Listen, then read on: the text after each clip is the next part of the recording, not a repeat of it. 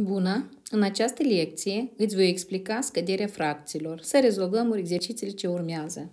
Exercițiul numărul 1. Avem de efectuat scăderea fracțiilor cu același numitor. Evident, vom proceda asemănător cu adunarea fracțiilor cu același numitor. 8 noimi minus 5 noimi. Numitorul rămâne același. Numărătorii scădem. 8 minus 5. Rezultatul 3 supra lui 9. Fracția dat se simplifică prin 3. Obținem 1 supra lui 3. 11 pe 15 minus 2 supra lui 15. Numitorul 15 la numărător 11 minus 2. Diferența este 9 supra lui 15. Iar simplificăm prin 3. La numărător obținem 3 supra lui 5. 19 supra lui 35 minus 4 supra lui 35. Copiem numitorul. Scădem 19 minus 4, 15. Împărțim la 5 numărătorul și numitorul. Obținem la numărător 3, la numitor 7. Exercițiul numărul 2. Vom scădea din unitate, din 1 întreg, vom scădea o fracție. În acest caz, procedăm în felul următor. Scriem 1 ca fracție echiunitară. Deci, 9 supra lui 9 minus 4 pe 9. Care va fi egal cu 9 minus 4, 5 supra lui 9. 1 minus 5 pe 12. Scriem numărul 1 ca fracția 12 supra lui 12. Scădem 5 supra lui 12. Efectuăm diferența 12 minus 5, 7 supra lui 12. De 1 scădem 8 supra lui 17. Scriem 1 ca 17 supra lui 17 minus 8 supra lui 17. La numărător, diferența 17 minus 8, 9 supra lui 17.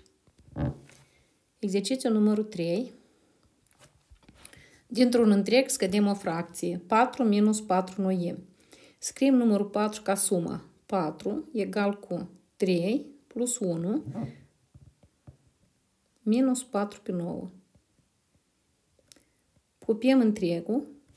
Numărul 1 îl scriem ca 9 pe 9 minus 4 pe 9. Obținem 3 întregi. 9 minus 4, 5 supra lui 9. 7 minus 5 supra lui 12. Scriem numărul 7 ca suma 6 plus 1. Numărul 1 îl scriem ca 12 supra lui 12. Minus 5 supra lui 12. Copiem întregii. 6 întregi. La numărător 12 minus 5 va fi 7 supra lui 12.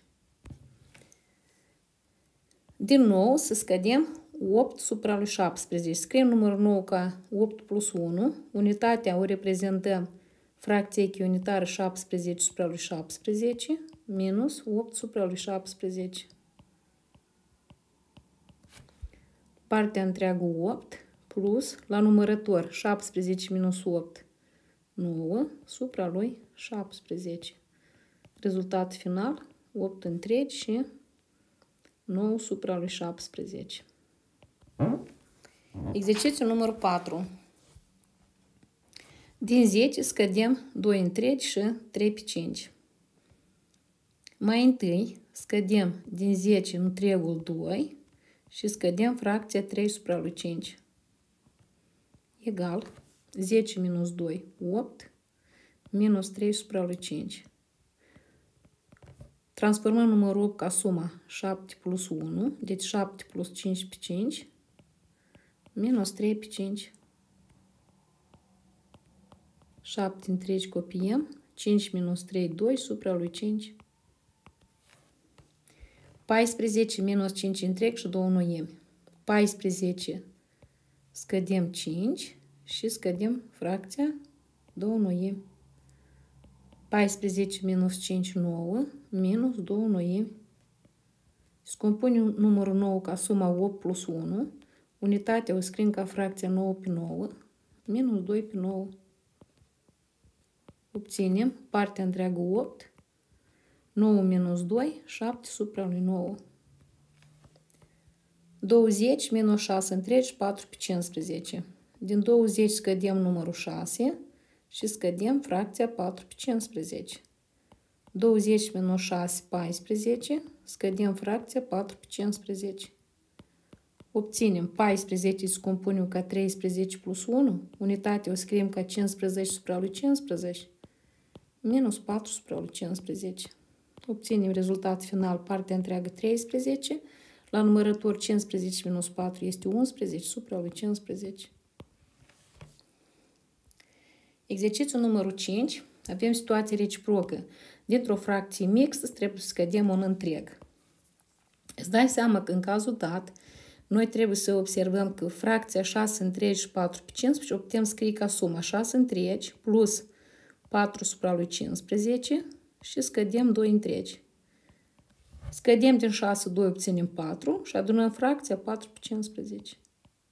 Analog, 18 întregi și 2 supra lui 35 minus 8. Scădem din 18 8 care va fi 10, adunăm fracția 2 supra lui 35. 26 întregi și 9 supra lui 32 minus 12. Din 26 scădem 12, obținem 14 întregi, adunăm fracția 9 supra lui 32. Exercițiul numărul 6 se referă la diferența două frați cu numitori diferiți. Evident că vom efectua aceleași transformări, vom aplica aceleași reguli de calcul ca și la adunare. Unica diferență că vom efectua la sfârșit scădere și nu adunarea numerelor care se apar pe parcurs rezolvării. Deci, pentru fracțiile 4 noimi minus 2 cincimi, găsim numitorul comun, care va fi produsul 9 mulțit cu 5.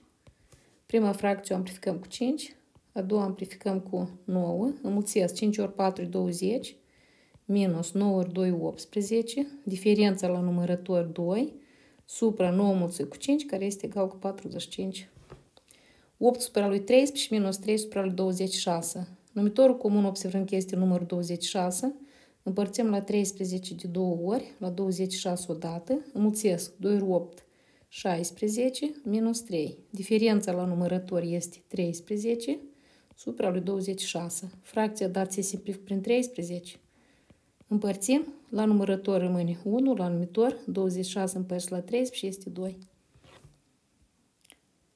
7 pe 12 minus 5 noimi.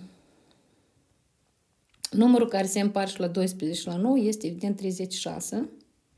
Împărțim la 12 de 3 ori, împărțim la 9 de 4 ori. Înmulțim 3 ori 7, 21, minus 4 ori 5, 20. Diferența la numărător 1 supra lui 36. 12 supra lui 25 minus 3 supra lui 20. Numărul care se împarte la 25 și la 20 va fi 100.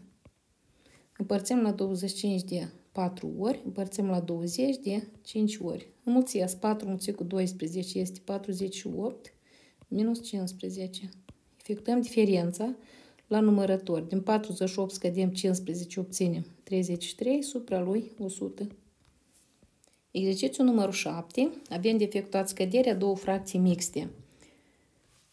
În acest exemplu, eu voi calcula în felul următor. Mai întâi introducem întregi în fracții. Deci înmulțesc 2 mulțim cu 8, 16, plus 3 obținem 19 supra lui 8, minus 1 mulțim cu 12 plus 5 obținem la numărător 17 supra lui 12. Numitorul comun, numărul care se împarte la 8 și la 12 este 24, împărțim la 8 de 3 ori, la 12 de 2 ori. Înmulțesc 3 mulțit cu 19 obținem 57, minus 2 ori 17 este 34. Efectuăm diferența. Scădem din 57, 34 obținem 5 minus 3, 2, 7 minus 4 e 3, 23 supra lui 24. 5 întreg și o șesime minus 2 întregi, 3 pătrimi. Procedăm la fel. 5 ori 6, 30 plus 1, 31 supra lui 6, minus 2 ori 4, 8 plus 3 va fi 11 supra lui 4. Numitorul comun pentru 6 și 4 va fi 12. Împărțim la 6 de 2 ori, împărțim la 4 de 3 ori. Înmulțesc 2 mulțit cu 31 obținem 62, minus 3 ori 11, 33. Efectuăm diferența. Deci dacă scădem din 12 3, obținem 9. 5, am împrumutat de la 6 o unitate. 5 minus 3 este 29 supra lui 12. Împărțim cu rest. 29 se împarte la 12 de 2 ori. 2 ori 12, 24. Când scădem de 29, avem restul 5 supra lui 12. În exercițiul următor, avem la fel diferența a două fracții mixte, dar voi calcula un pic în alt mod. Și anume, scădem mai întâi întregii. Din 26 scădem 18. Apoi, din fracția 7 supra lui 15, voi scădea fracția o pătrime, iar rezultatele se adună. Calculez. 26 minus 18 va fi 8 întregi, plus, pentru fracțiile date, numitorul comun va fi 60. 60 se împarte la 15 de 4 ori, se împarte la 4 de 15 ori, calculăm 4 ori 7, 28, minus 15. Partea întreagă copiem. 28 minus 15 obținem 13 supra lui 60. Din 65 întreg și 9 supra lui 25 scădem 40 întreg și 30. Procedez la fel. Din 65 voi scădea 40. Din fracția 9 supra lui 25 voi scădea fracția 3 supra lui 10, iar rezultatele se adună. Calculăm. 65 minus 40 obținem 25, plus numitorul comun. Pentru numerele 25 și 50 și 10, cel mai mic număr care se împarte la ambele va fi 50. 50 împărțim la 25 de 2 ori, la 10 de 5 ori. Calculez. 2 ori 9, 18, minus 5 ori 3, 15. Obținem 25 întregi. Diferența 18 minus 15 va fi 3 supra lui 50. În exercițiul următor, la fel procedăm. Scădem din 32 20, care va fi 12 întregi, plus diferența fracțiilor 2 pe 5 minus 7 pe 8 egal. Copiem întregii. Pentru numerele 5 și 8, cel mai mic număr care se împarte la ambele va fi 40. Împărțim la 5 de 8 ori. Împărțim la 8 de 5 ori. Înmulțesc. 8 ori 2 va fi 16 minus 7 ori 5, 35. Observăm că 16 este mai mic ca 35, deci nu putem efectua scădere. Cum procedăm în cazul dat? Luăm o unitate de la 12. Deci numărul 12 îl scriem ca 11 plus 1, adică în cazul dat 40 supra lui 40. Plus fracția 16 minus 35 supra lui 40, care e egal. Copiem întregii, plus linia de fracție comună, fiindcă avem numitorul comun 40, se copie.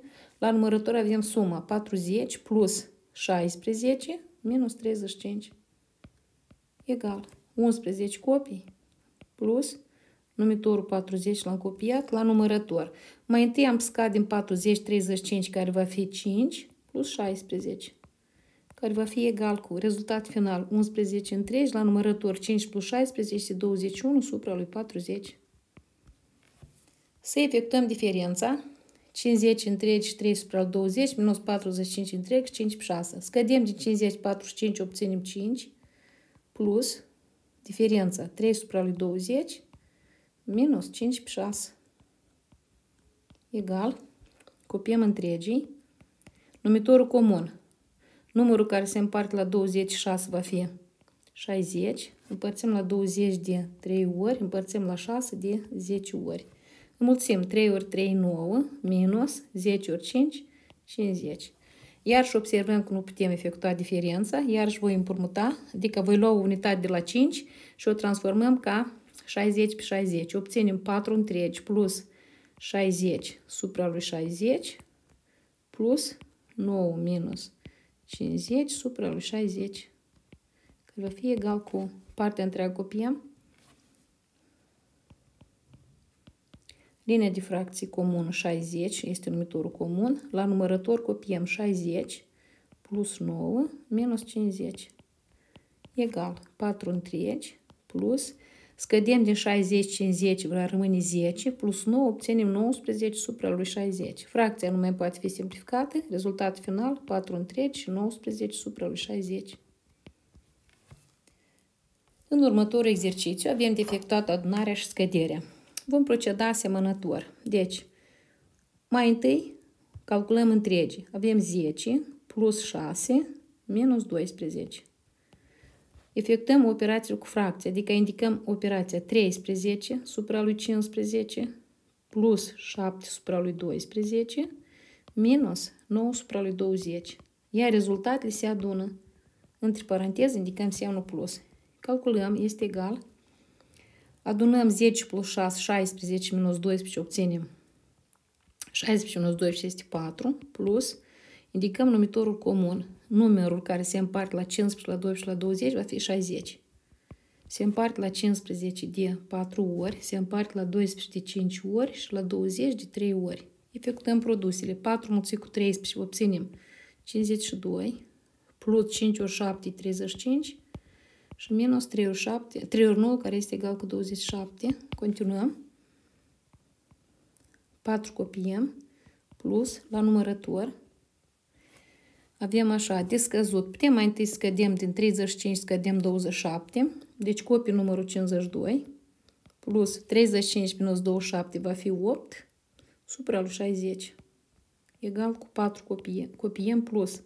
La numărător 52 plus 8 va fi 60. Supra lui 60, care este 1 întreg. Deci 4 plus 1 egal cu 5 întregi.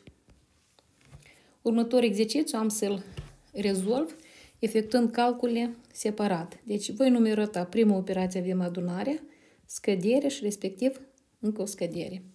Să copiem prima operație, 16 întregi și 3 pe 4, plus 20 întregi și 4 pe 5.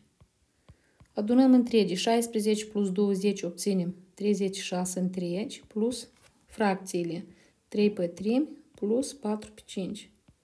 Copiem întregii, plus numitorul comun pentru 4 și 5 evident este 20, împărțim la 4 de 5 ori, la 5 de 4 ori. Înmulțim 5 ori 3 este 15, plus 4 ori 4 este 16. Continuăm, 36 copiem, la numărător suma este 31 supra lui 20, este o fracție supraunitară, deci copiem 36, împărțim 31 la 20, avem un întreg, restul la împărțire este 11 supra lui 20.